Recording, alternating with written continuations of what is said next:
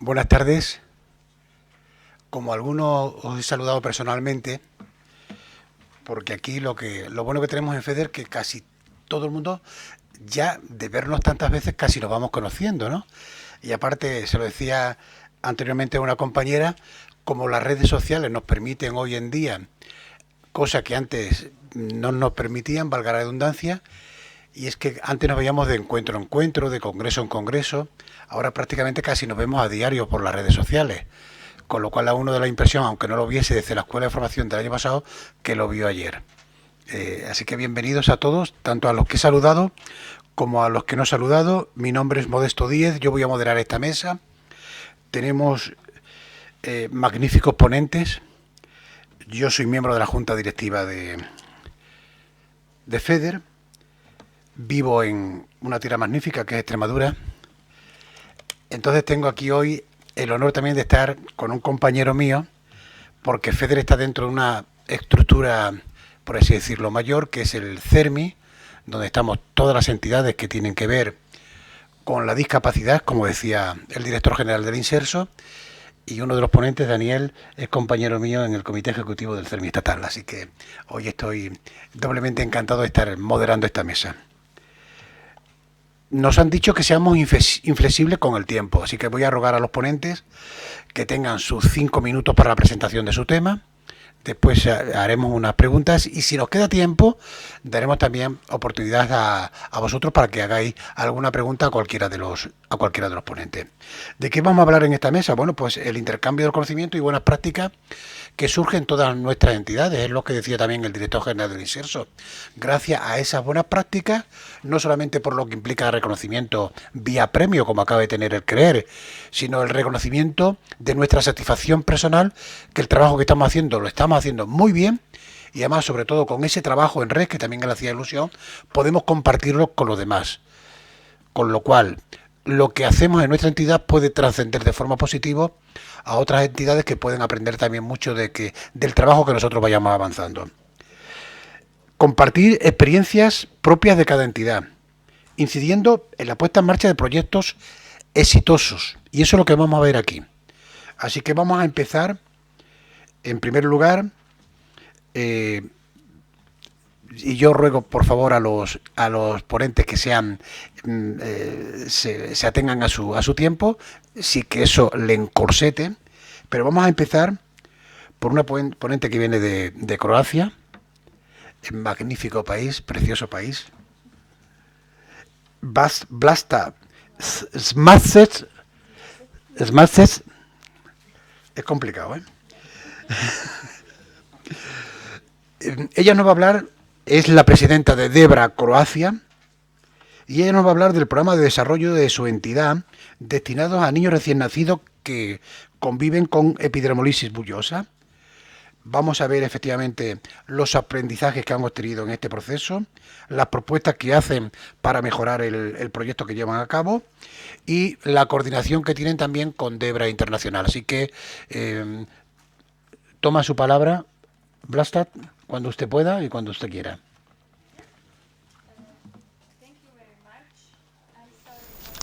Lo siento, pero no lo escuchamos desde la cabina. Ahora. Muchas gracias por haberme invitado y por darme la oportunidad de conocer este centro, el CREER y este maravilloso lugar que tenéis aquí. Tengo que ser sincera porque nunca había pensado que esto fuera así.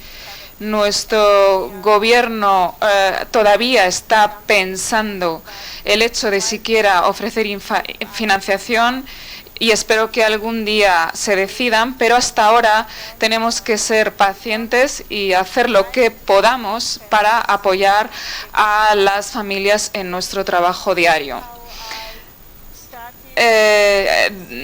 Empecé hace 23 años organizando lo que llamamos DEBRA Croacia con el apoyo de DEBRA del Reino Unido y de Europa en aquellos momentos, simplemente aprendiendo de sus experiencias, intentando juntar a las diferentes familias En primer lugar, a las familias que tenían el mismo problema y hacer reuniones con equipos de especialistas, de médicos, para conocer más sobre la epidermiólisis bullosa, que es una enfermedad de la piel bastante difícil. Así empezamos. Estos fueron los comienzos. Yo viajaba con mi hijo a Londres para hacer cirugía en las manos, y lo hacíamos así en el Reino Unido, y por eso pudimos organizar unas cuantas visitas de un equipo del Reino Unido a Croacia para aprender y enseñar a los mismos médicos en los hospitales infantiles para poder tratar la epidermiólisis bullosa.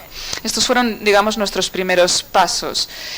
A partir del 2006 hasta prácticamente nuestros días, organizaron un pequeño centro de Debra. Es muy modesto, pequeño, simplemente para pacientes que tienen esta enfermedad, para apoyar a las familias cuando venían a Zagreb, donde podían encontrar un equipo de especialistas y podían quedarse allí sin pagar unos días, o incluso participar o tener visitas con los propios médicos y a los laboratorios. Cualquier cosa que necesitaran la podían hacer allí en este centro en poco tiempo, porque la idea era no hacerles perder el tiempo buscando al especialista adecuado. Por eso organizamos, nuestra idea era organizar todo para los familiares que vinieran y incluso llevarles a los sitios adecuados. No teníamos, es verdad que ahora nos han dicho que tenemos 5 minutos para la presentación, tengo 4 diapositivas, por eso es cierto que no tengo fotos específicas del apartamento que nosotros tenemos disponible. Tenemos un apartamento en el propio edificio para 2 familias, 2 familias se pueden quedar al mismo tiempo y pueden compartir sus experiencias, pueden socializar entre ellos, pueden tener incluso la posibilidad de compartir un salón si quieren y una cocina con habitaciones separadas y baños en cada lugar. En la parte de arriba tenemos un lugar para hacer llamadas, para enviar documentación, fax, etcétera, con la documentación que necesiten, y también un servicio de apoyo psicológico que es extremadamente importante para todas estas personas. En este centro tenemos una sala dedicada a temas de educación, así que lo que hacemos es talleres de educación individual con las familias, porque es muy difícil para las familias con un problema tan grave como este venir y simplemente estar 1 hora y ser informados en este poco tiempo. Entonces, si vienen para un chequeo, para un tratamiento, tienen también la oportunidad de acceder al tipo de educación o de pedagogía que necesiten. También organizamos formación para los especialistas y para los estudiantes, e incluso para las escuelas de salud, como por ejemplo pueden ser las escuelas de enfermería. Soy sincera, o quiero ser sincera, y digo que estoy muy orgullosa porque la semana pasada tuvimos a 25 dermatólogos que vinieron de diferentes países, de 7 países, y vinieron para un taller de formación en Zagreb que duró 2 días. Lo organizamos en Debra, Croacia, no el centro de referencia, y esto creo que significa algo, que fuimos nosotros. Por supuesto, estamos haciendo también labores de promoción y de incidencia. Es importante porque podemos decir que casi todo el mundo en Croacia ahora conoce a los niños que sufren o que tienen esta enfermedad de piel de mariposa y sus necesidades. En el caso también, las familias se sienten apoyadas en sus barrios con todos los servicios locales que puedan necesitar. Ya he mencionado el tema del alojamiento, del apoyo psicológico, y también el tema de la rehabilitación, que es algo que quizá ya conozcáis. Sabéis que es muy importante y que es muy útil, pero que desafortunadamente no podemos hacer labores de rehabilitación regularmente porque no tenemos financiación. Todo lo que estamos haciendo simplemente es financiado mediante donaciones privadas y para algunos proyectos no tenemos fondos regulares, no tenemos financiación para ofrecer un trabajo y un apoyo diario. En este sentido, estas son nuestras instalaciones. Pueden ver el piso, el apartamento y se puede ver en las fotografías también que tenemos enfermeras, una persona que en nuestro centro es la persona que se encarga todo el tiempo de estar en comunicación con todas las familias y también en comunicación con los médicos, con los especialistas, con los trabajadores sociales, con las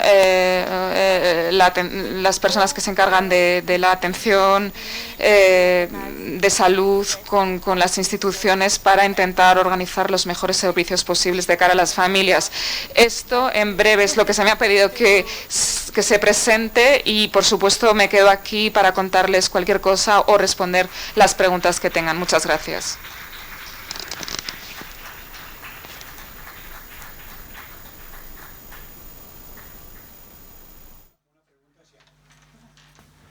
De todas formas, como su presentación ha sido más breve, no ha consumido su tiempo. Si alguien tiene del público que hacer una pregunta, lo puede hacer perfectamente. Pero yo quería hacerle una primera pregunta. He querido entender que todos los proyectos que lleváis a cabo son de financiación privada, no contáis con financiación pública, entiendo, o en parte sí.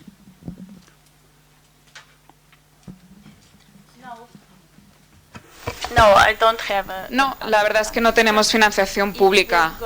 Si tenemos un proyecto, pues hay convocatorias para proyectos y a veces obtenemos algo, pero nunca es suficiente para cubrir los costes más o menos diarios. No tenemos esa posibilidad. Por eso realmente estamos gastando muchísima energía para recaudar fondos. Es así. Efectivamente los proyectos sean, lógicamente, que todos sabemos lo que ocurre en nuestra entidad con los proyectos, que unas veces se nos conceden, otras veces no, o incluso cuando se nos conceden son suficientes, tenemos que tener una ayuda importante de la financiación privada. Este programa, que veo que lo acercáis también a los especialistas, ¿tenéis oportunidad de desarrollarlo cerca del ámbito hospitalario? ¿Cómo lo hacéis a lo largo del año?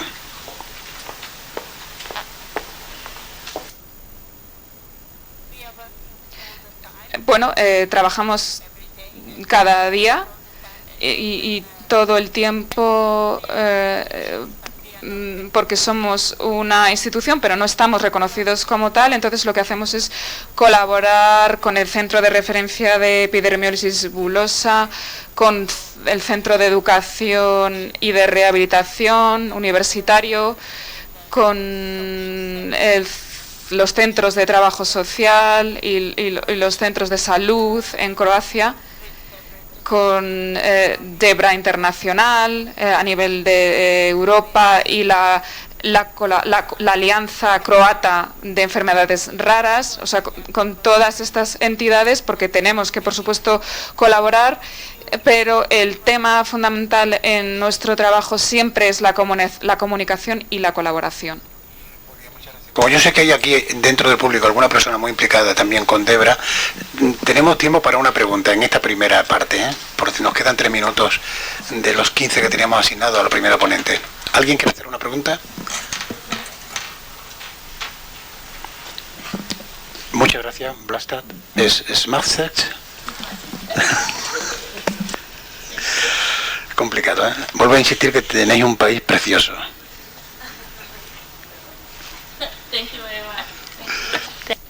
Gracias. Bien, bueno, el segundo de nuestros ponentes es Adriana Guevara, presidenta y fundadora de la Asociación Española de Esclerosis Lateral Amiotrófica, ADELA, España, y bueno, nos va a hablar del programa de información y préstamo de productos de apoyo desarrollado por ADELA, profundizando en el trabajo que hacéis diariamente relativo a ayudas técnicas y terapia ocupacional, así que tienes tu tiempo para contarnos. Buenas tardes y muchas gracias por darnos esta oportunidad. La esclerosis lateral amiotrófica, como todos sabéis, es una enfermedad invalidante que poco a poco va paralizando a la persona, llegando a no poder mover nada más que los ojos y necesitando una gran asistencia de ayudas técnicas. Nosotros damos, por supuesto, terapias no farmacológicas porque no hay nada ni que la cure ni que la cronifique, y por eso digo que damos terapias no farmacológicas como fisioterapia, logopedia, psicología, pero uno de nuestros grandes proyectos es el de banco de ayudas técnicas. ¿Por qué? Primero, por una solicitud de los enfermos en los años 90, nos creamos 90-91, y los enfermos nos solicitaban ayuda e información. Es una enfermedad muy desconocida, que en la mayoría de las veces cuando la recibe el enfermo o la familia se queda en estado de shock, porque va a internet como todos, y en internet pues nos dicen barbaridades en vez de irnos al médico o al especialista con el que estamos tratando. Entonces nos solicitaban estas ayudas y la información de todo tipo. Nosotros empezamos a crear este banco de ayudas técnicas porque es una enfermedad que necesita, según el estadio de ella, necesita diferentes ayudas. Es carísima porque todas las ayudas son muy caras. Las familias generalmente no tienen medios económicos para financiar todas estas ayudas, además de tener que financiar un cuidador que esté las 24 horas del día con esta persona.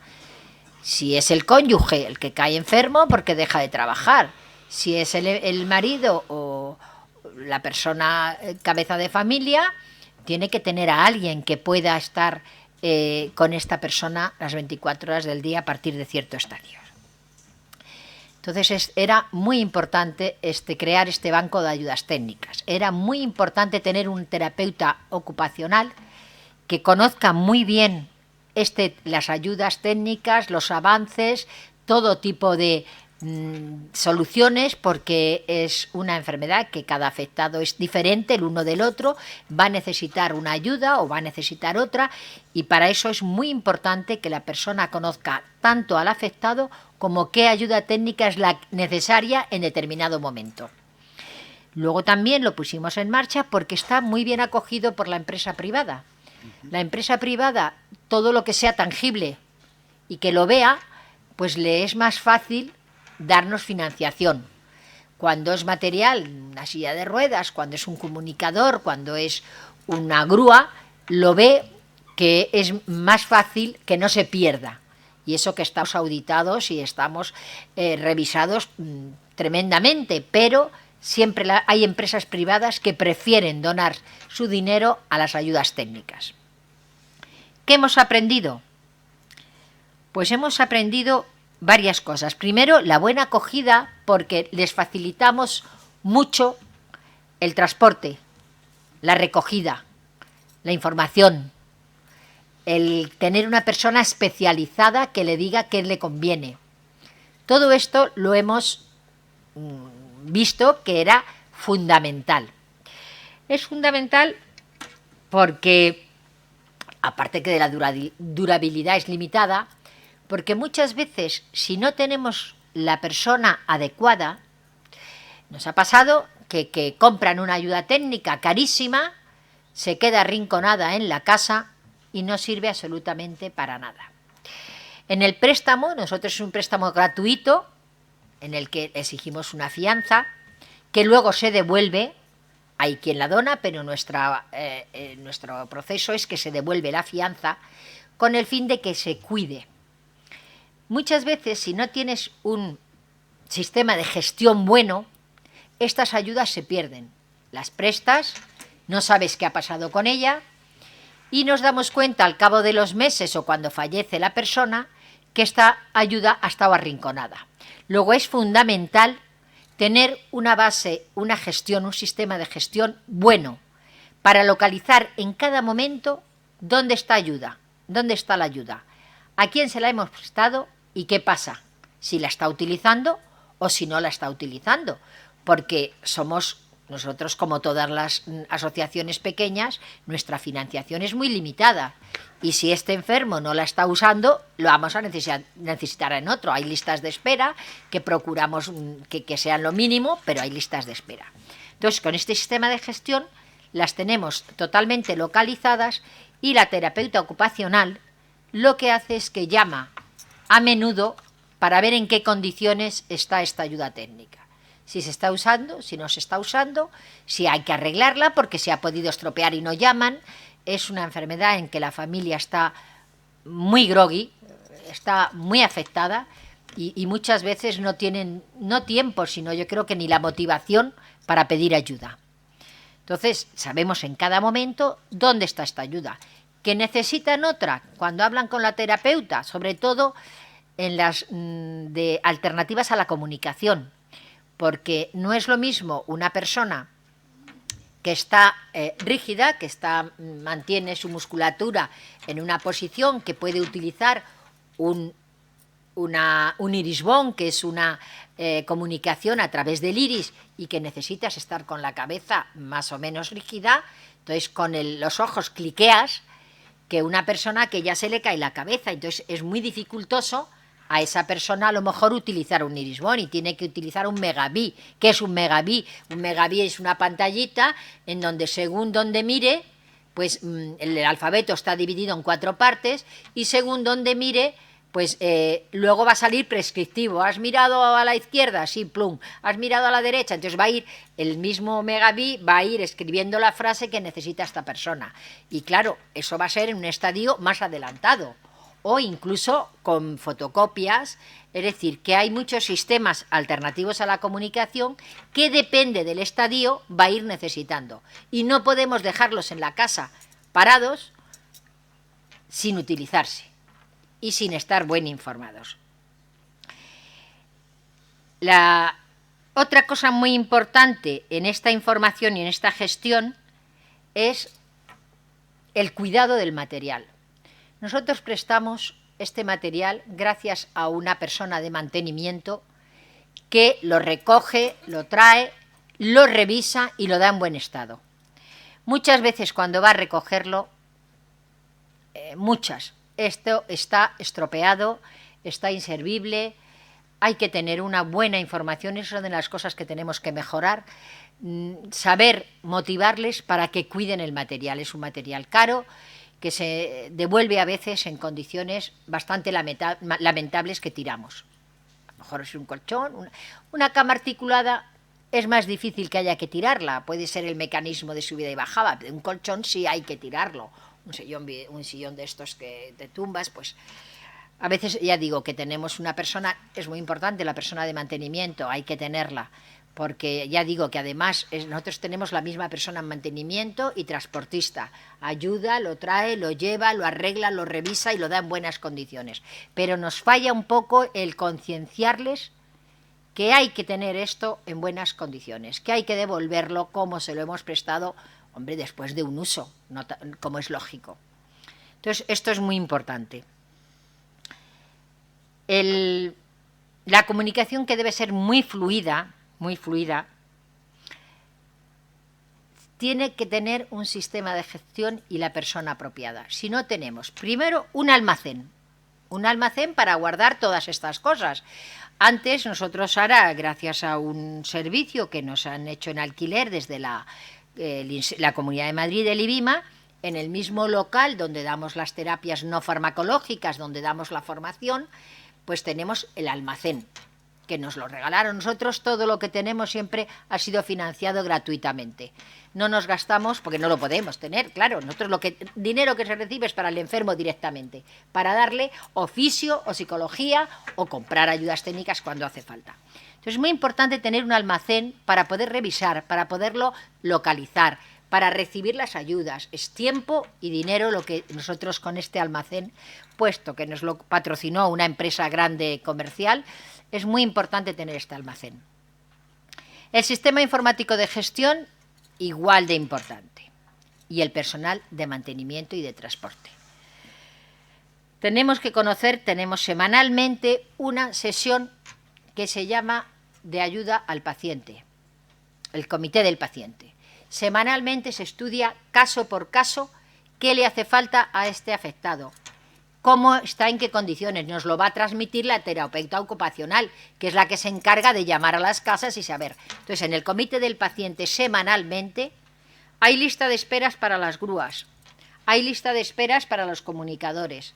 Ella nos lo va a transmitir y de ahí van a salir las siguientes propuestas, o bien de llamar, o bien de pedir más financiación para estos ayudas técnicas, o bien tirarlas y tener que comprar nuevas. Es decir, que lo más importante en el banco de ayudas técnicas, que tenemos alrededor de 900, yo creo que lo más importante es la terapeuta ocupacional, la gestión de los servicios, un buen sistema de gestión, y el traslado. El traslado a los domicilios, que les vamos a facilitar, porque estos afectados, si tienen que ir a Correos o a Seur, aparte del dinero, claro, del esto, a pedirlo o a devolverlo, a pedirlo a lo mejor podría llegar que fueran a recogerlo, pero a devolverlo sería complicadísimo. Cuando ha fallecido la persona, lo que menos ganas tienes es de preocuparte. Llaman por teléfono a la asociación y dicen, por favor, venid a recoger todo el material. Inmediatamente se va, se les quita, para que la carga emocional sea la mínima.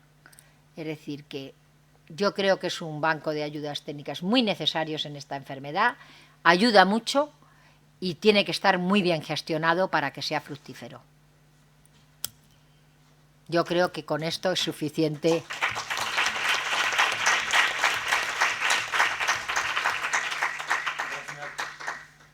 Gracias, Adriana. Veo que además maneja ahí una magnífica infraestructura, muy solvente, muy eficaz. Yo puedo decir que mi experiencia de ELA de Extremadura está dentro también de FEDER Extremadura. Tenéis allí una presidenta magnífica, Lola Dorado, Lola. Y sé cómo trabajan y tienen, vamos, con pocos recursos rentabilizan de forma extraordinaria los recursos que tenéis. Así que tenemos un convenio hechos con ellos. Sí, sí. Solo tenemos 3 trabajadores. No creas que tenemos una infraestructura muy grande. Sí, sí, Lo que pasa es que estos 3 están muy Ya. muy utilizados. Bueno, allí tenéis a Lola, que es socia nuestra también. Efectivamente. Bueno, y Marcos, sí, Marcos. Entre otros. Bien, nos ha hablado de ese banco de ayuda técnica, que además presta unas, valga la redundancia, unas prestaciones interesantísimas a las diferentes ayudas que necesitan los pacientes con ELA. Has hablado también de que la mayor parte de vuestros recursos vienen de la empresa privada, porque como son recursos técnicos tangibles, ellos pueden hacer un seguimiento y cuantificarlo de forma mucho más importante. También prefieren eso a dar, por ejemplo, el dinero, que el seguimiento no se sigue tan de cerca, o como cuando una empresa te ayuda, por ejemplo, a un banco determinado, a una silla de ruedas, etcétera.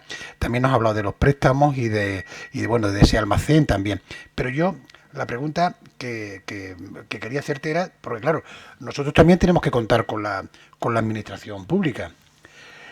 ¿Trabajáis también la posibilidad de financiación con la administración? Porque claro, eso también es imprescindible para ayudar a nuestras entidades y de nuestros pacientes. Sí, nosotros tenemos también ayudas públicas, tanto en la Comunidad de Madrid, yo soy presidenta de la Asociación Española y también de la Asociación Madrileña, y tenemos ayudas públicas en los dos. No son suficientes nunca, porque esta enfermedad es muy cara, muy costosa, pero sí tenemos ayudas públicas. Lo que pasa es que hay unas ayudas que no te dan para material técnico y otras que sí nos dan, sobre todo para atención a los enfermos. Entonces, como la atención a los afectados de fisioterapia, logopedia, psicología, cuidadores, es más difícil que nos lo dé la financiación privada, la financiación pública la dedicamos sobre todo a eso. Entonces, la ONCE nos da una muy pequeñita parte para ayudas técnicas, pero en general es la financiación privada la que nos ayuda con las banco de ayudas técnicas, aunque también tenemos ayudas públicas. Muy bien, a mí me parece magnífico. Yo creo que sería para llevarnos de aquí las buenas prácticas. Ese comité le llama Comité del Paciente. Comité del Paciente se reúne todos los jueves, donde están, por supuesto, las trabajadoras sociales, la gerente y una voluntaria. Claro, sí, porque nosotros tenemos voluntariado a domicilio en la Comunidad de Madrid. Pues me parece una buena, magnífica práctica para llevarnos también a cabo a otras entidades, ¿no? Ese comité del paciente que hace un seguimiento del paciente y no solo sino las necesidades del paciente. Bien, pues, ¿alguien quiere hacer alguna pregunta así muy breve con respecto a esta ponencia? Bien, continuamos entonces. De todas formas, al final, si queréis hacer alguna pregunta en conjunto a todos los ponentes, tendremos también un poquito de tiempo. Don Daniel García, es su turno. Como lo he presentado antes, Daniel es el presidente de la Federación Española de Hemofilia y, aparte de eso, bueno, pues una persona que es miembro de COCENFE. Creo, Daniel, ¿eres presidente de COCENFE Madrid o...? No, secretario de organización de COCENFE Nacional. Efectivamente. Es compañero mío en el CERMI, en el Comité Ejecutivo del CERMI Estatal, con lo cual nos vemos casi todos los meses y yo puedo decir que además tenéis que conocerlo en su vertiente también del humor, que tiene un humor muy, muy fino y muy madrileño. No sé si eres madrileño, pero por lo menos como llevas mucho tiempo en Madrid. Bueno, Daniel nos va a hablar del programa de campamento de verano encaminado a enseñar a los niños que conviven con hemofilia a realizar autotratamientos, una actividad que hace su entidad, CEDEMO, que celebra anualmente, dirigida a niños con hemofilia entre 8 y 12 años de edad, para que conozcan en qué consiste la enfermedad, aprendan, que esto es muy importante, sobre todo para niños, la práctica del autotratamiento y adquieran hábitos de cuidados, aprendizaje, etcétera, etcétera. Así que, Daniel, tienes la palabra y enséñanos un poco de en qué consiste ese programa. Muchas gracias, Modesto. Muchas gracias a FEDER por haberme invitado. Disculpar a Miriam, creo que se llama, porque me ha mandado 100.000 emails y ha estado persiguiéndome todos los días. Sé que soy el peor ponente del mundo a que invitar porque siempre doy guerra, pero bueno, he llegado, aunque quizás ella ni lo sabía. También preguntarte, Adriana, ¿cómo lo hacéis? Porque yo presto libros y los pierdo, no me quiero imaginar si prestáis ayudas técnicas, no tendría ninguna. Realmente este seguimiento que hacéis nos ha quedado a todos sorprendidísimo. Y otra cosa, tienes que decir la empresa que hizo el almacén, porque tienen mérito y tenemos que hacer eso, ¿no? Decir quién se moja, quién nos ayuda y quién fue quien patrocinó ese almacén. Pues fue el Corte Inglés. No, porque al Fueron final... cerca de 18.000 euros o más y fue gracias al Corte Inglés. Pues nada. Y también entre canales. Entre canales también nos sirvió muchas ayudas técnicas. Pues nada. Antes de nada... conocéis creo que muy bien hemofilia, pero la experiencia que os voy a contar quiero contextualizarla porque quizás no sea trasladable cara a cara a otros colectivos. La hemofilia es una enfermedad poco prevalente, pero dentro de la baja prevalencia que tiene, en España hay 3.050 pacientes con hemofilia. Por lo tanto, quizás la experiencia nuestra sea difícilmente extrapolable a otras patologías en las que prevalencias son ultra raras. Por lo tanto, también queremos ser conscientes de esta realidad, que cuando nosotros decimos que es una enfermedad rara o poco prevalente, somos poco prevalentes. Sin embargo, tenemos un diagnóstico muy establecido y muy fácil. Tenemos alternativas terapéuticas para aburrir. Para la hemofilia A hay más de 20 fármacos disponibles. Para la hemofilia B hay más de 8. Por lo tanto, al final, aunque somos poco prevalentes, quizás en cosas que os digamos, estos señores de qué hablan, ¿no? Porque somos a veces poco prevalentes, pero compartimos a veces cosas sí y otras cosas no. Y también, una cosa muy importante, en Murcia, en Totana, tenemos un centro construido hace 30 y pico años. Es un centro maravilloso y un centro nuestro, que nos permite hacer esta actividad con un coste muy, muy, muy razonable, porque el centro es nuestro y el personal es nuestro. Por lo tanto, quiero deciros que nuestro caso de éxito, si me permitís llamarlo un caso de éxito, también tiene muchos apoyos. El apoyo de un centro cedido gratuitamente, el apoyo de una construcción gratuita de un centro que acoge a más de 100 personas, o sea que realmente tenemos muchísimas fortalezas que quizás nos hacen tener mucha suerte. También quiero comentaros muy brevemente que nosotros no solo hacemos el taller de 8 a 12, y aunque es muy importante, sin el resto de lo que hacemos no sería posible o tendría un enfoque muy muy diferente. Nosotros intentamos hacer un acompañamiento etario al paciente, desde los 0 años, desde que el niño es recién diagnosticado, ya hay actividades para él y para sus padres. Hacemos un taller de 0 a 7 años, o sea, con hemos tenido este año un niño que tenía 2 meses cuando fue al taller.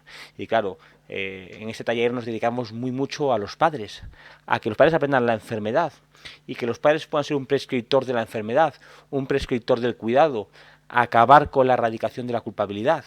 Claro, lo que viene después, yo creo que sería imposible hacerlo como lo hacemos si no es por lo que hacemos antes. Casi os diría que es más importante el de 0 a 7 que el de 8 a 12. El de 0 a 7 años son unos 5 días, 5 o 6 días. Lo hacemos en Málaga, en Mollina. Y aquí lo que nos dedicamos muy mucho, como se ha trabajado, es a que los padres aprendan qué es enfermedad. A que los padres sepan que su hijo tiene una enfermedad grave, como es la hemofilia, pero que no pueden criar a un hemofílico. Tienen que criar a un niño con hemofilia. Esto es muy muy complicado, pero es básico. Trabajamos muy mucho, sobre todo con las madres, en que olviden que ellas tienen ningún tipo de culpabilidad. Mi madre no es culpable de que yo tenga una enfermedad de transmisión genética hereditaria ligada al cromosoma X. Esto no va de culpas, esto va de realidades y hay que trabajar esto. Y también aquí empezamos, y esto es una parte muy sustancial, a que los padres aprendan a autoadministrar tratamiento a sus hijos. El medicamento de hemofilia se inyecta intravenosamente, se pincha en la vena. Trabajamos en que los padres aprendan a pinchar a su hijo y empezamos a trabajar para que los padres involucren al niño en la autoadministración. Al principio no van a pincharse solos. ¿Qué harán? Pues coger los viales y sacarlos de la nevera y dejarlos que se atemperen. Al día siguiente, igual además de hacer eso, preparan la mesa y la limpian con alcohol. Y al día siguiente, además de eso, pues traerán el contenedor. Claro, empezamos ya desde una época muy muy precoz el paso a la autoadministración. Y después llega este campamento, el de 8 a 12 años, en el que van 55 niños y niñas con hemofilia y otras coagulopatías. También trabajamos siempre para que vayan también algún primo o algún hermano, no solo afectados, sino también familiares, sobre todo en aquellos casos que vemos que la hemofilia es disruptiva familiarmente. En aquellos casos que trabajo social o psicología detecta que el hermano sin hemofilia sufre la hemofilia como algo disruptivo, algo estresante, como algo que cambia, ¿no? Y en esos casos, además de que vaya el niño afectado, también necesitamos que vaya el hermano. Y este taller de 8 a 12 años son 15 días en Murcia, en un paraje fabuloso, hay gente aquí que lo conoce, con piscina, campo de tenis, antes de tierra batida, ahora artificial, con muchísimos arbolados. Y aquí trabajamos un abordaje muy amplio de la enfermedad. Primero, trabajamos en que los niños sepan que no son el único hemofílico del mundo. Pero claro, yo, que soy de Santander, por cierto, no conocía a ningún niño hemofílico. Yo pensaba que era el único del mundo. Hasta que llegué un día a Murcia, Tutana, y me di cuenta que había 55 niños más como yo. Trabajamos mucho eso de la autoimagen, la autopercepción y no sentirte algo raro, sino sentirte uno más. Uno más dentro de una cosa muy poco común, pero no el único en el mundo. Trabajamos también mucho todo el abordaje del conocimiento de la hemofilia. La hemofilia es una enfermedad compleja, con muchos tratamientos, etc. Y lo que trabajamos es adaptando muy mucho el mensaje al niño. Tenemos siempre 3 médicos residentes de hematología que con materiales nuestros explican a los niños qué es la hemofilia. Y también lo explican al hermano, para que el hermano sepa reconocer los posibles síntomas de un hemartros, etc. y puedan servir también de este punto. Y aquí deciros que cuando vemos que un niño nunca ha ido a campamento de 0 a 7 años, sí notamos como hay un gap importante. Por eso decía que esto es muy importante, la continuidad en el abordaje, desde niño. El niño que va por primera vez al campamento con 11 años, no podemos que con 13 sepa pincharse solo, porque no ha llevado esa trayectoria tan amplia.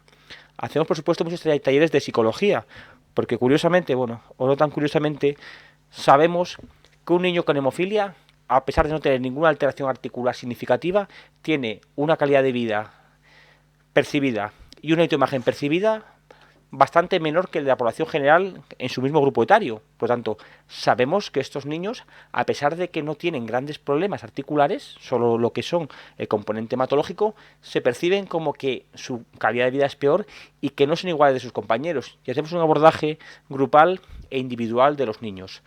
Cada grupo, que son 5 niños, una habitación con su monitor, obviamente. Cada grupo pasa al menos 2 veces por talleres grupales y al menos cada niño tiene la posibilidad de recibir una atención directa por uno de los 2 psicólogos. también, y esto es quizás lo estrella, quizás por lo que nos has invitado, los niños aprenden a autoadministrarse el tratamiento. El tratamiento de la hemofilia es intravenoso y es un tratamiento que se debe inyectar intravenosamente cada 48 horas. Como entendéis, a lo largo de todo el ciclo vital, si tienes que ir día sí, día no al médico o a la enfermera, pues es muy disruptivo en tu día a día y trabajamos para que los niños desde una época muy precoz sepan ser los líderes de su tratamiento. Ser el líder no quiere decir que con 8 años sea que se pinche, porque técnicamente igual es complicado. Pero sí trabajamos para que con 8 años sea él que prepare todo y espera que a su padre le pinche, a que empiece a liderar su tratamiento.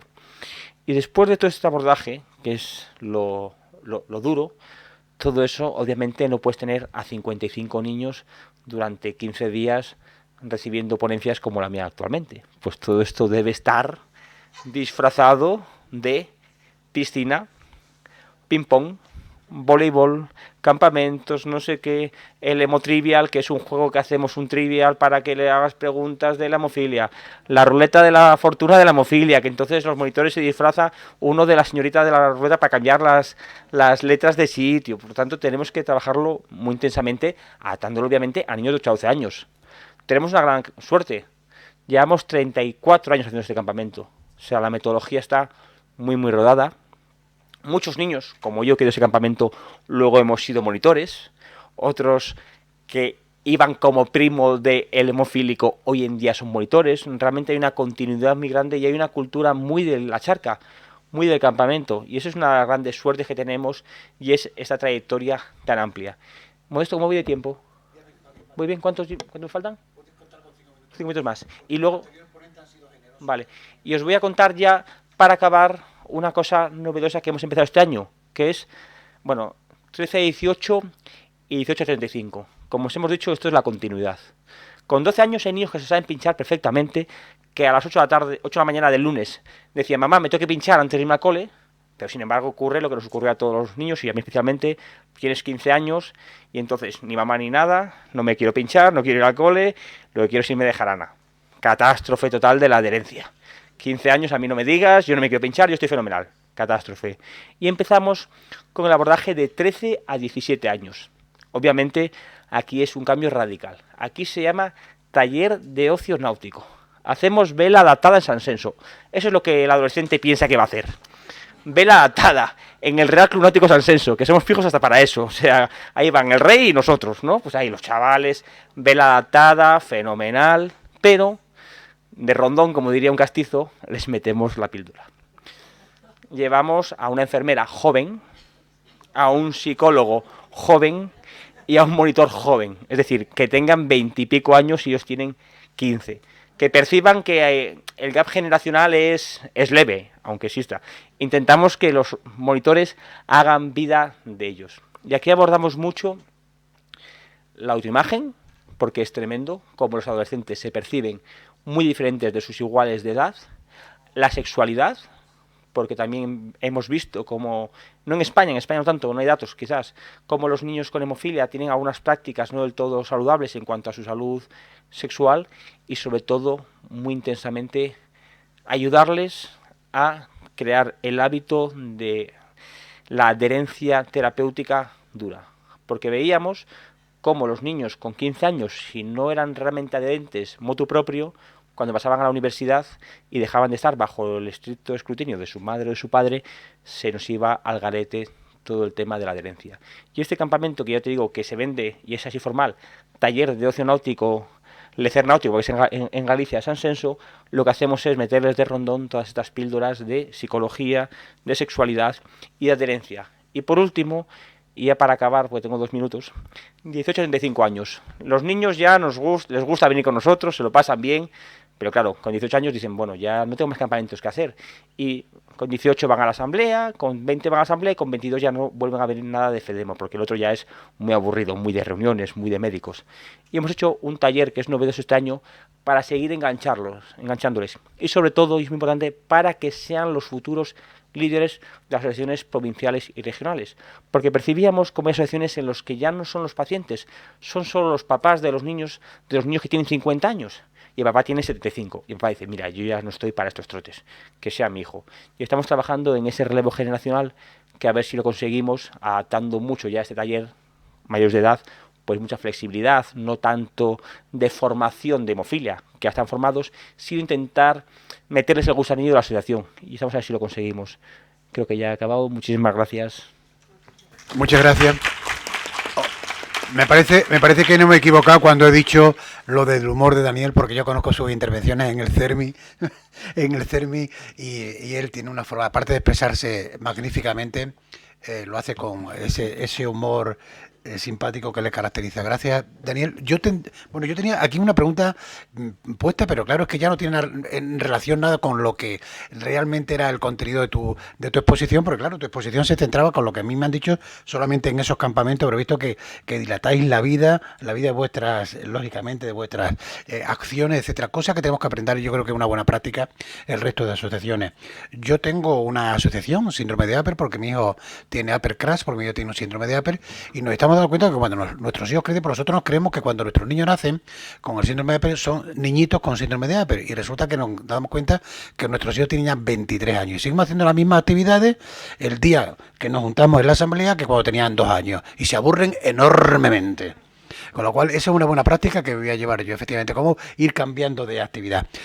Sí me gustaría, y esa es una pregunta muy en serio, ¿de dónde sacáis los recursos? Que eso sí que es una buena práctica para hacer todo eso. Que eso, bueno, es broma.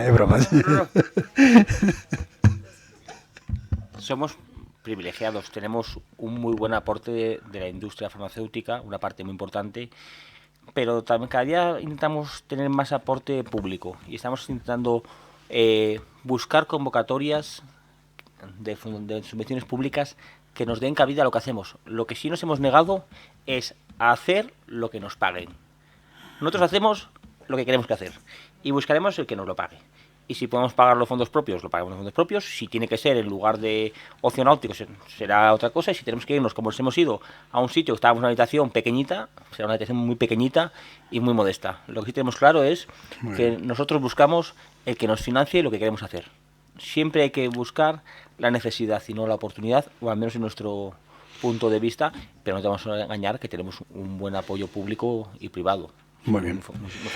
Yo me quedo sobre todo con eso, como esos campamentos, efectivamente ya el chaval va cumpliendo la edad, se va convirtiendo en un adulto y hay que ir cambiando la actividad, con lo cual mi pregunta era cómo realizabais el seguimiento, efectivamente, de esos logros adquiridos, pero nos lo ha explicado perfectamente.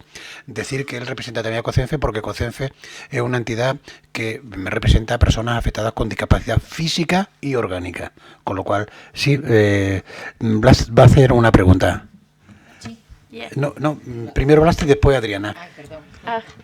I just want to tell you that Bueno, simplemente quería decirte que hay un documental sobre enfermedades raras en Croacia.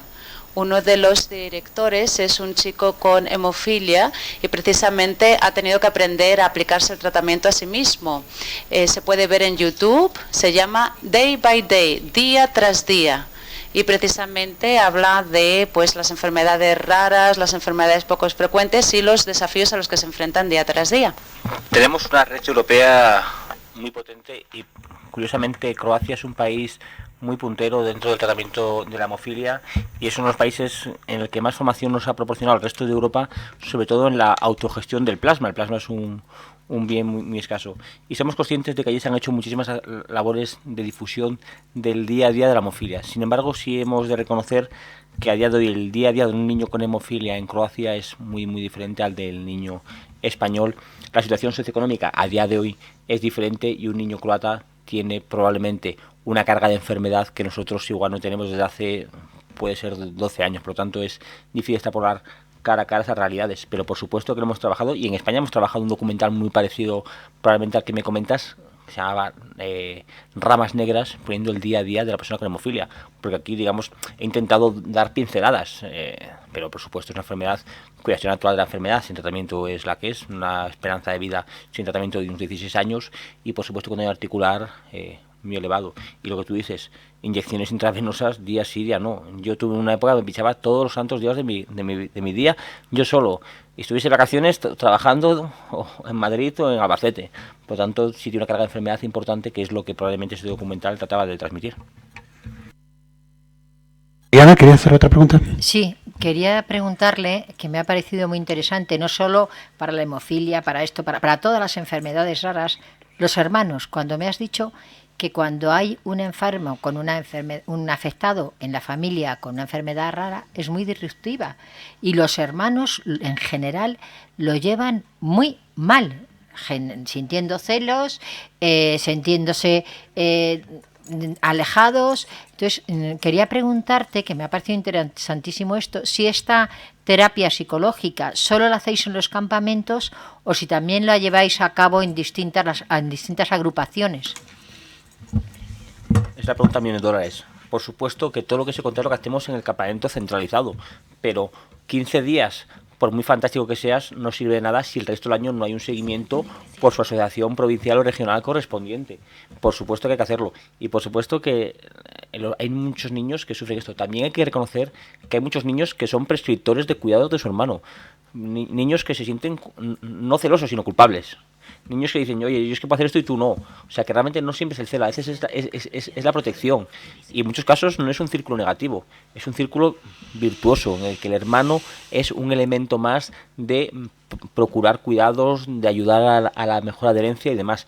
Por supuesto que no hay nada que sea gratuito.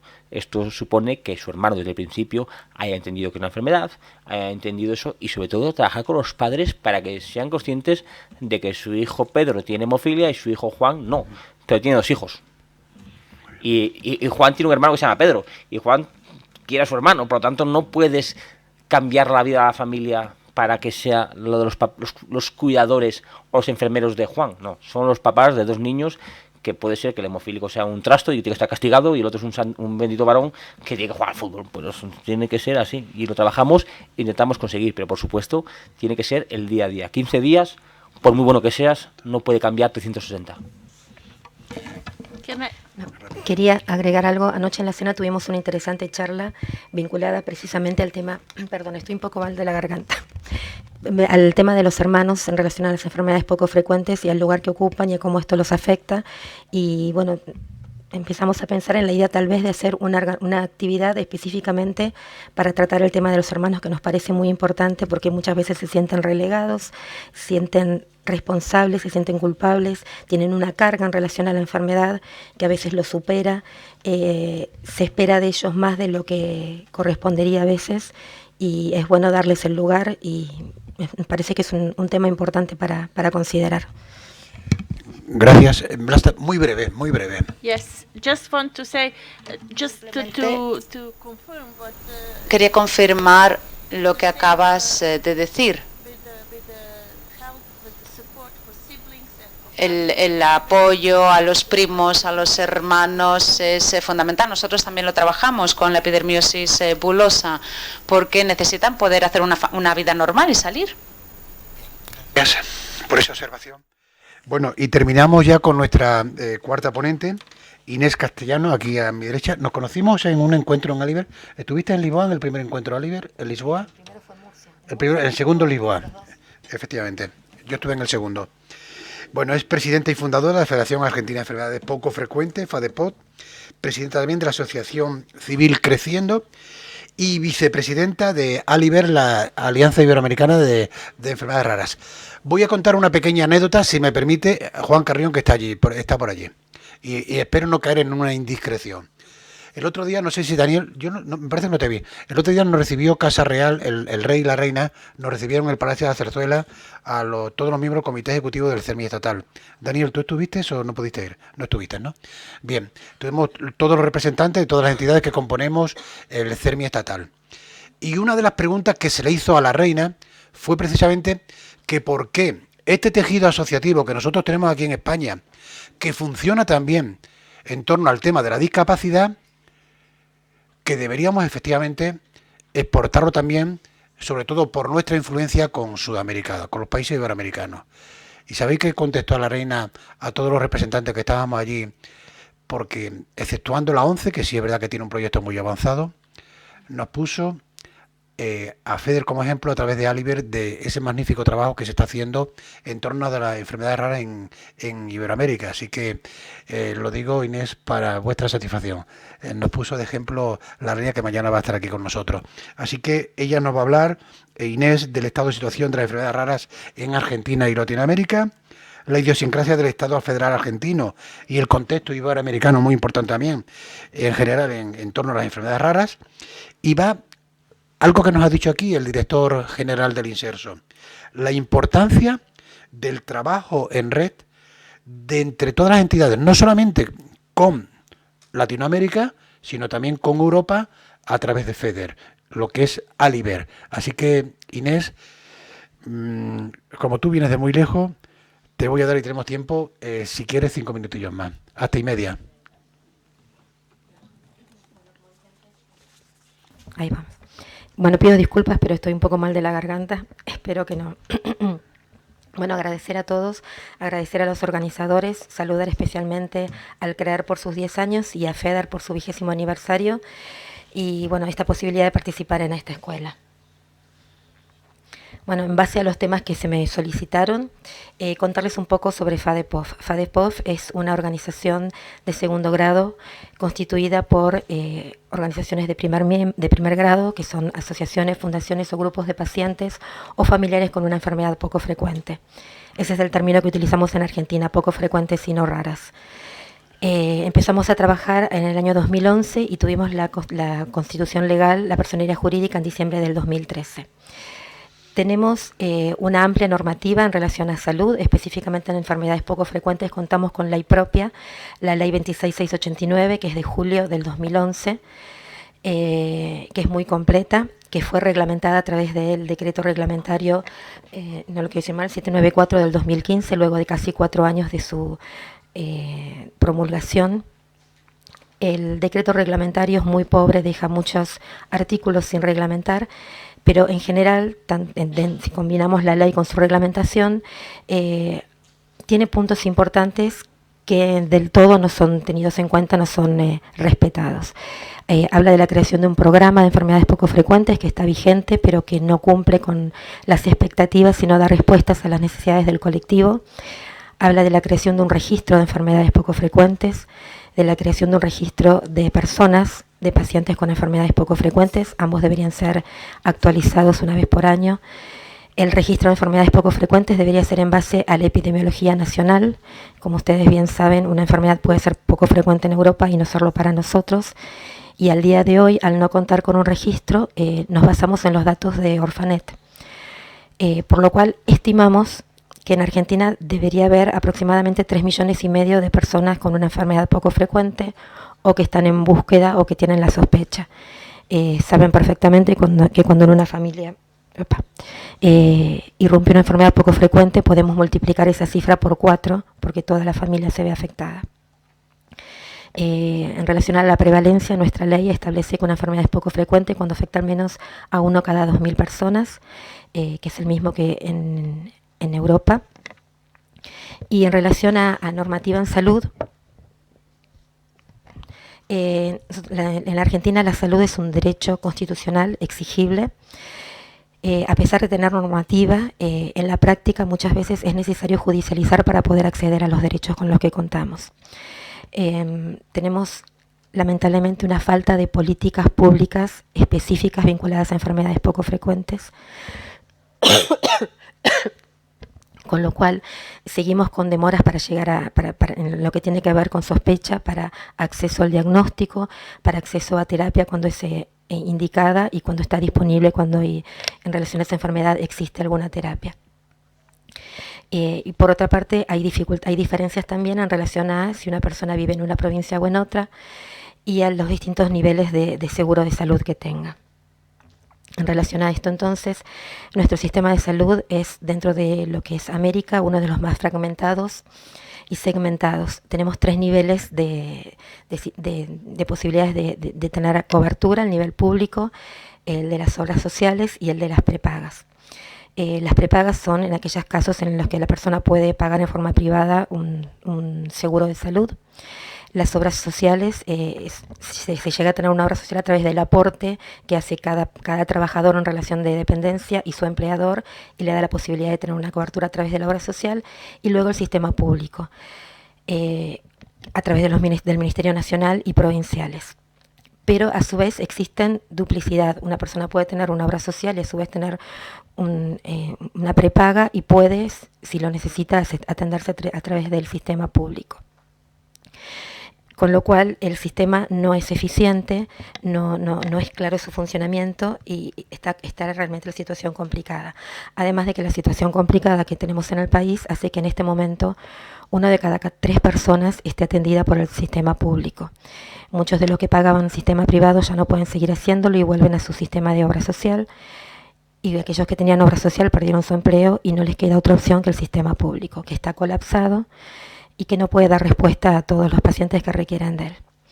Y también, según nuestra Constitución, toda persona que habite o transite por el suelo argentino tiene que tener cobertura, así que extranjeros también llegan y reciben atención como las personas residentes. Yo no tengo ningún problema, pero hay todo un tema de xenofobia en relación a esto, muy desagradable, pero bueno, es otra realidad a considerar. La cobertura en teoría es efectiva y deberían tenerlo todas las personas, pero como dije, es desigual según qué sistema de seguro uno tenga y según en qué provincia se habite, con lo cual hay una inequidad en la posibilidad de acceder a lo que se necesite. Esta superposición de cobertura también complica todo, y el sistema no funciona como correspondería, sumado a que el año pasado hubo una degradación en relación al Ministerio de Salud, pasó a ser Secretaría, dependiendo de un ministerio que está por arriba, que es el de Salud y Desarrollo Social.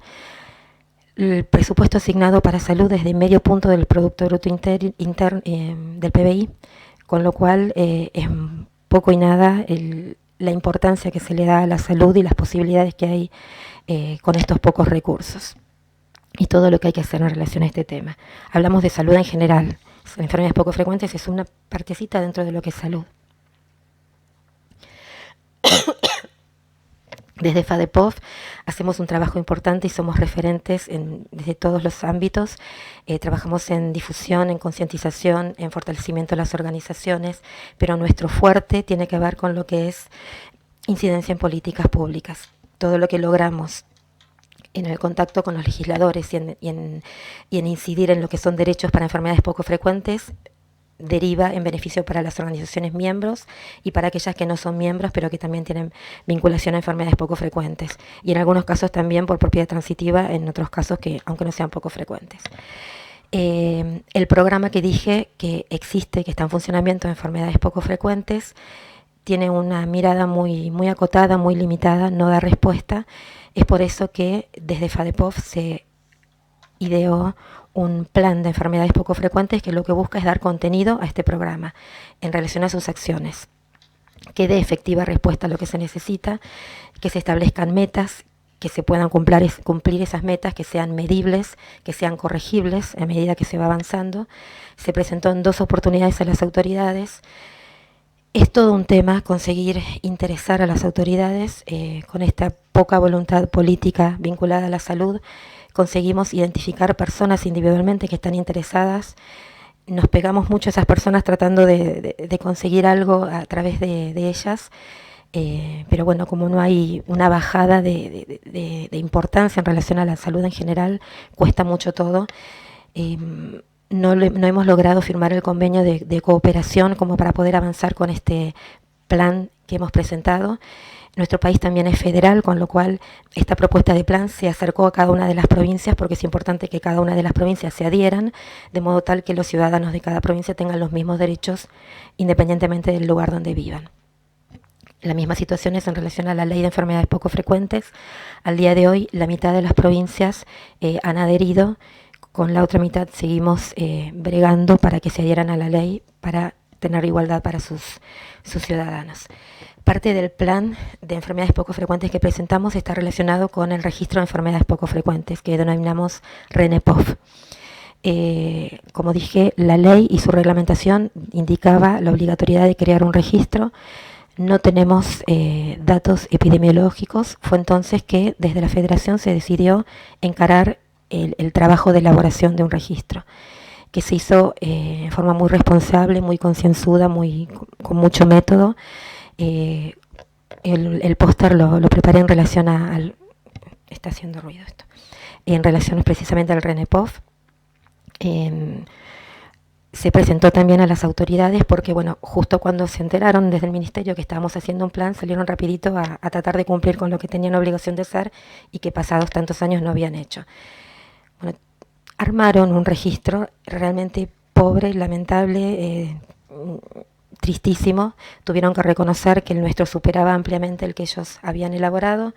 No tiene gollete tener 2 registros paralelos, lo ideal sería unificar todo. Fue así que presentamos una propuesta de firmar un convenio, de ofrecerlo, de trabajar en conjunto, de que sea el Ministerio, Secretaría, si vamos a hacer... a utilizar el término que tiene ahora, que sea la Secretaría quien lo administre, que haya una obligatoriedad en relación a los cargos de datos y que esto nos permita tener los datos que necesitamos en relación a pacientes, a enfermedades, para poder trabajar en base a los datos reales con los que contamos, para poder generar una base de recursos que obviamente anonimizando todo, esos datos, esos recursos estén disponibles para la sanidad y para los pacientes o los familiares que necesiten ingresar y buscar datos sobre enfermedades, sobre médicos especialistas o al menos, aunque no sean especialistas, que conozcan un poco sobre las patologías, sobre medicación disponible. Generamos una parte donde hay un registro para que se genere un registro de lo que son medicamentos ingresados por uso compasivo, por régimen de ingreso especial, que nuestra agencia reguladora no tiene ese registro y también nos parece importante tenerlo. Bueno, al día de hoy todavía estamos esperando la respuesta como para poder trabajar en conjunto con el Ministerio y poder lanzar este registro, que entendemos que es fundamental poder contar con datos para poder trabajar en base a datos concretos. Dentro de lo que son incidencia en políticas públicas, también trabajamos en articulación con los ministerios nacionales, provinciales, en armonización con las distintas agencias para vehiculizar las vías de reclamo de las distintas dificultades que hay para acceder a las distintas instancias, ya sea de diagnósticos o de terapias, y es que tenemos controles, contactos entonces muy buenos con distintos organismos como la Seguridad Social, las prepagas, la Confederación de Obras Sociales Provinciales, con las obras sociales en forma individual, con la ANMAT, que es la Agencia Reguladora de Medicamentos, con PAMI, que es el Servicio de Jubilados y Pensionados, con ANDIS, que es la Agencia de Discapacidad, con el Servicio Nacional de Rehabilitación, con distintos organismos. En relación a la ley de 26689, como dije, tiene muchos artículos sin reglamentar, con lo cual realizamos presentaciones o buscamos completar aquellos puntos que no fueron desarrollados efectivamente y que merecen, para una mejor cobertura de las personas, ser desarrollados. En relación al plan médico obligatorio, que es dentro de la normativa una canasta prestacional que establece un piso de obligatoriedad de prestaciones. También es importante, no está actualizado, es importante quitar de este plan aquellas prestaciones o tecnologías que ya están en desuso y lograr que se incorporen las nuevas. Todo avanza muy rápidamente y hay muchas tecnologías que no están incorporadas y en la medida en que no están incorporadas no tienen cobertura. Esto está vinculado con el proyecto de la Agencia de Evaluación de Tecnologías Sanitarias, que ya se presentó por segunda vez. No ha podido avanzar en diputados, en la Cámara de Senadores. No ha tenido la sociedad civil, los pacientes, el lugar que entendemos y que todos, creo que coincidiremos, merecen tener lugar en lo que tiene que ver con la discusión del contenido. Lo hemos analizado concienzudamente, elaboramos ay, no me sale la palabra. Inés, un minuto. Nada más. Bueno, le encontramos muchas fallas a la agencia, entendemos que es fundamental, pero siempre y cuando se consideren algunos puntos que entendemos que están flojos, como por ejemplo el lugar de la participación de los pacientes y la prevalencia de todo lo que es seguridad social y la forma en que está presentada, que es para dar respuesta a los aseguradores más que para dar seguridad en todo lo que tenga que ver con medicamentos a la comunidad y al sistema de salud. Bueno, en relación a la clasificación de medicamentos, que no tenemos normativa que diferencie lo que es síntesis química con biotecnológicos. Bueno, vamos a avanzar porque no llego. Bueno, dentro de las iniciativas internacionales, así como entendimos en su momento que es fundamental unirnos, y así lo hicimos al constituir la federación, también es fundamental poder unirnos a otros en este camino para que nuestro trabajo sea más fuerte y poder aprender de las experiencias de otros. Es así que formamos parte, somos fundadores y miembros de la Junta Directiva de Aliber, la Alianza Iberoamericana de Enfermedades Raras, parte de IAPO, la Alianza de Pacientes, parte de la Rare Disease y miembros integrantes de la comisión, estoy viendo bien, la TAM de Rare Disease. Dentro de este trabajo, por suerte, calculo que Paloma va a hablar más en detalle del trabajo que se presentó para tratar de conseguir que las enfermedades poco frecuentes estuvieran integradas a todo lo que tiene que ver con cobertura universal de salud. Fue un trabajo muy interesante en conjunto con Aliber y con Rare Disease. Somos miembros fundadores de BioRed Sur, donde trabajamos con medicamentos con biotecnológicos entre Argentina, Uruguay, Chile y se sumó el año pasado Paraguay. Hemos fundado el consorcio de entidades de pacientes en Argentina y poseemos lazos con Euroordis. Bueno, esta es una imagen de distintas representantes abanderados con una enfermedad poco frecuente que en los últimos 4 años, en el Día Mundial de las Enfermedades Raras, acompañaron a los granaderos arriando la bandera y siendo los abanderados representando a todos los pacientes con una enfermedad poco frecuente en este día para dar visibilidad al colectivo. Bueno, no tengo más tiempo. Muchísimas gracias a todos. Gracias, Inés. Una pregunta así, con una contestación muy breve, porque yo creo que podemos aprender también otras entidades que estamos aquí. Hemos dicho que Aliber, un trabajo fundamental es el trabajo en red. Bueno, también lo podría decir al resto de los ponentes, que tenéis lógicamente unas estructuras internacionales a nivel europeo o a nivel, en este caso, iberoamericano. Yo te preguntaría, ¿cómo recomendarías comenzar a cooperar en red a entidades que todavía no tengan establecidas alianzas, que no tengan experiencia porque son todavía muy joven por su idiosincrasia? ¿Cómo podemos hacer posible este trabajo en red tan importante efectivamente para lógicamente el abordaje de la enfermedad rara, para el tratamiento de la enfermedad rara, etcétera, etcétera? Bueno, es difícil trabajar en conjunto, trabajar muchos, es difícil trabajar con las distancias, por más que, como dijiste antes, con todo lo que es tecnología facilita y acerca mucho.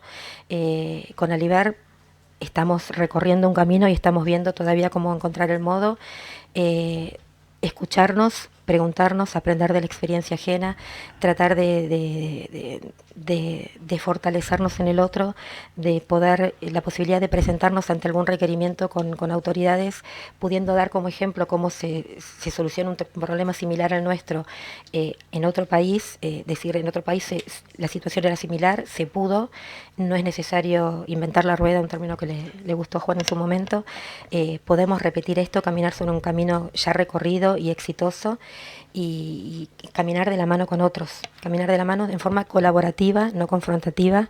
Cuando nos presentamos ante las autoridades, presentarnos blanqueando el problema, pero a su vez tratando de ofrecer modos de solucionarlo, y cuando trabajamos con otros tratando de no pisarnos, de ayudarnos, también estamos compitiendo en lo que son recursos, y es un poco complicado, pero hay que hacer el esfuerzo y encontrar el modo.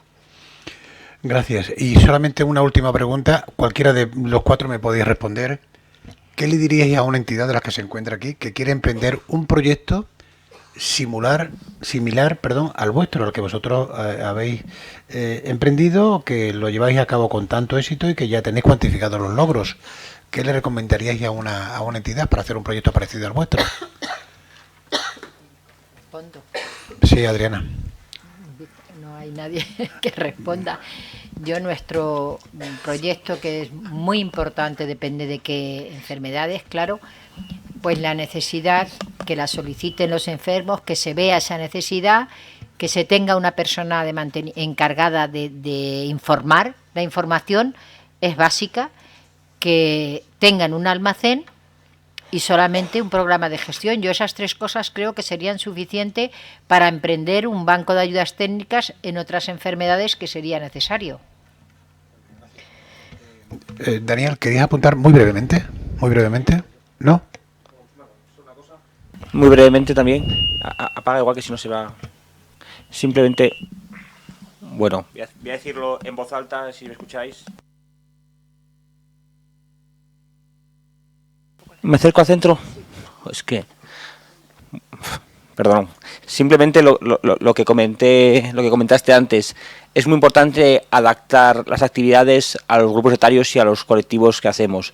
A veces nos ocurre que hacemos todo pensando que los niños de 0 a 18 son igual de niños, pero no, un niño de 5 años es un niño de 5 años, uno de 8 es uno de 8 y uno de 15 es un adolescente.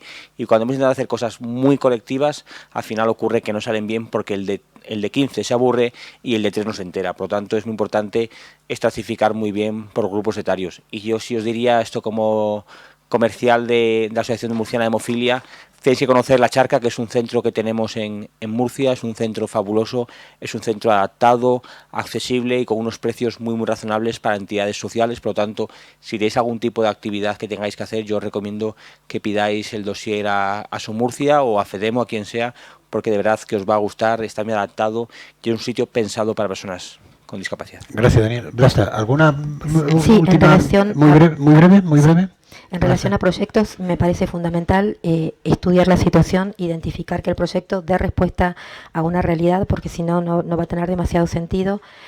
Armar el proyecto para presentarlo fundamentado con los gastos estimados, medir a lo largo del proyecto los resultados, modificarlos si son necesarios. Está bueno modificar si uno lo está realizando mal, y luego reportar, poder dar hacer un reporte interno y un reporte hacia el organismo que generó la colaboración. Es bueno, y eso habla bien de nosotros y da la posibilidad de contar tal vez en un futuro con nueva colaboración. Blasta, ¿quieres decir muy brevemente? Yes, well, the colleague said. Sí, un poco lo que acaba de decir nuestra colega.